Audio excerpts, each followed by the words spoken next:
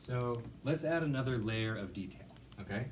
So the two male sugars, when they get into the cell, these two male gypsies get into the cell, they can be converted by aldose reductase into the alcohol version of themselves.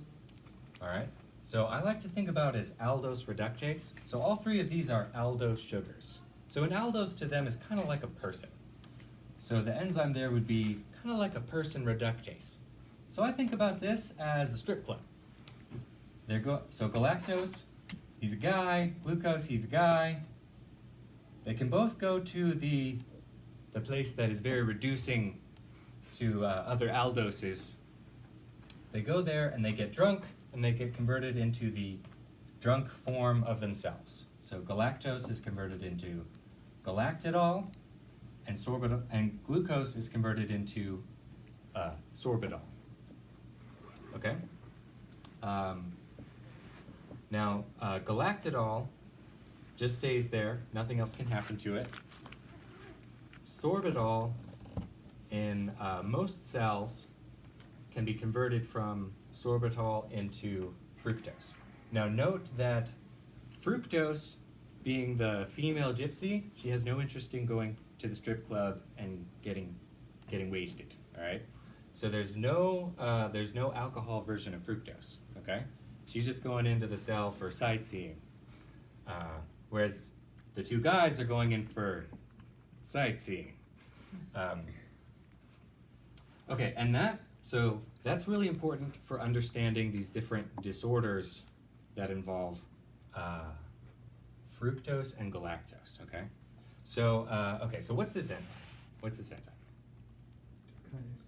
Fructokinase, right? Okay, so let's say there was a problem with that enzyme. Let's say there wasn't enough of it. What would build up in the body? Yeah, anything else? No, no, this is there's one way. No. Yeah, it would just be fructose, okay?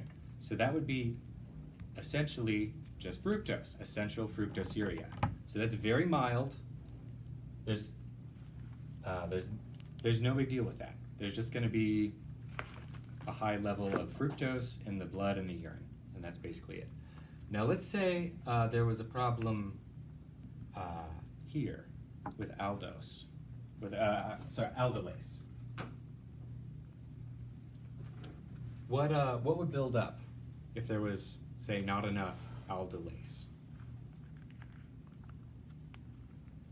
F1P and fructose. Yep. Okay, so would that be worse for the patient or better for the patient than a problem with fructokinase? Which would be worse? F1P. Right, a problem with aldolase. Because there was already an ATP invested, right? So whenever fructose gets into the cell, they're just going to keep on arresting fructoses, but then nothing's going to happen after that point. So ATP has already been invested, but there's no return on investment. Does that make sense? So with both of these, yeah, there will be increased fructose in the urine, increased fructose in the blood. But if it's a problem with aldolase, there's that investment of ATP, so you're also going to get some liver and GI symptoms. Does that mean the ATP levels are dropping? ATP is being wasted. It's not that bad because you still have all of these other pathways that are doing stuff for you. So it's not the worst, but there will be some liver and GI symptoms. Okay. Is the liver compensating in some way because of that heightening of the ATPs? I don't know. I imagine it is, but I don't know the details on it. But there is some. I mean, just by There's a problem. using glucose instead, Okay. using galactose instead. Okay, so let's compare. Okay, so there's those two problems with fructose, right? So those are analogous to the same two problems that can take place with galactose, but there are differences, okay? So what's this enzyme? Galactose. Right. Okay, so what happens if, say, there's not enough galactokinase? What's going to build up? Galactose and galactose. Yeah, galactose and galactidol. And note that nothing happens to galactidol. Okay? So that's a problem because galactidol can build up in certain tissues. For example, in the lens of the eye. So because of that, you'll get a baby with cataracts. Okay? So remember, compare that to fructose, right? With fructose, if there's, say, not enough fructokinase, fructose will build up, but remember, it's a free-spirited gypsy. It can enter and exit cells at will, right? Remember how I said that a bunch of times? So fructose isn't going to build up anywhere and cause problems. But galactose, while galactose is a free spirit and can enter and exit cells, galactidol is not. So it can build up all these galactose, galactic gypsy guys are just coming in, going to the stripper club, getting wasted, and then they just keep on building up there, and that's going to cause osmotic damage.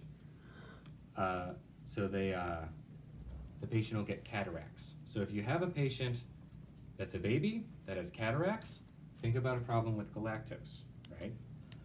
Okay, so compare that to, now, what's this enzyme? Transferase. Yes. So let's say that there's a problem with that. Will that be better? Okay, so which is worse? A problem with galactokinase or uridyltransferase? Right. Same thing as before, right? Same thing as before. ATP has already been invested. So you'll get a baby that has cataracts, but also has liver and GI symptoms, okay? So there's there's a first disorder with the kinase, and then there's a second disorder with whatever the next step is, okay? If it's a problem with the kinase, ATP isn't being used up, so it's, in the case of galactose, just an infant with cataracts and high galactose levels, and that's it. Or in the case of fructose, it's essentially just high fructose, so essential fructosuria. See why it's called that? And then if it's the comparable disorder with whatever the next enzyme is, it'll be the same thing, just worse, okay? So in this case, there'll be an infant who has cataracts plus hepatic symptoms. Okay, let me add one more bit of detail. Okay, so on this fructose one, when will symptoms show up? When will symptoms show up with fructose? So you got a baby who doesn't have enough aldolase B. When will symptoms show up? Breastfeeding stops. Not the right thing to think about. Okay. Because that would be more of a galactose thing. What foods have fructose? Honey. Yeah, fruit, honey, fruit juice.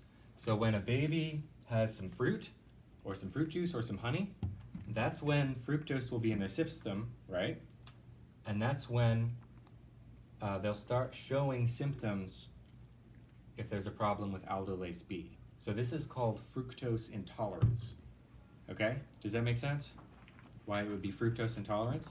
Symptoms won't show up if they're not getting fructose in their system, right? But as soon as you introduce fructose into the system, ATP is going to start getting wasted, and you'll get the symptoms of fructose intolerance. Okay?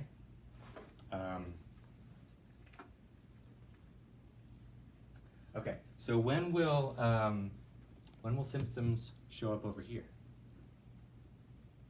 You were on the right track last time. So during breastfeeding. Yeah.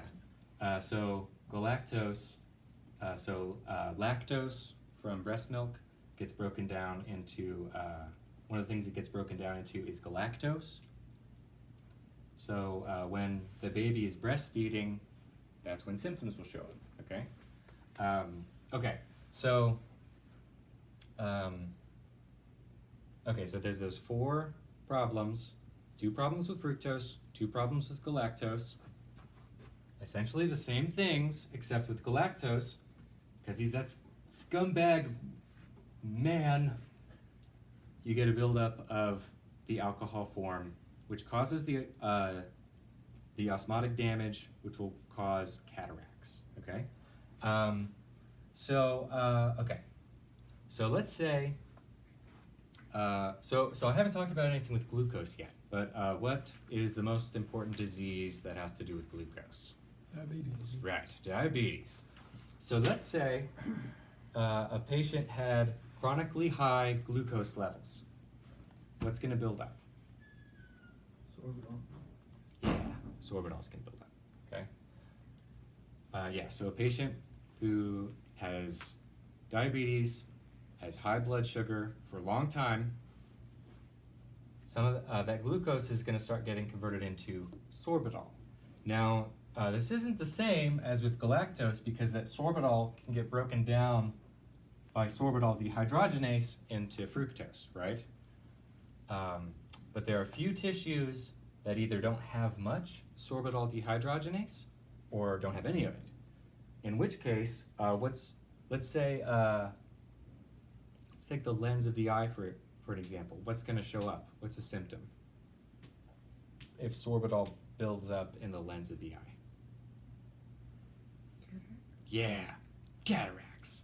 Exactly. So see how it's just like with galactose, except with galactose we've got a deficiency of an enzyme, so it's going to show up in a baby, right?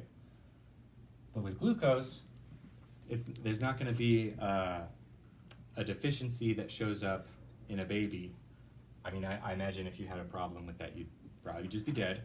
But anyway, you can still get chronically high glucose levels in diabetes. So say you have a middle-aged or older patient that's developing cataracts. Now we're thinking about a problem with glucose, too much glucose, okay?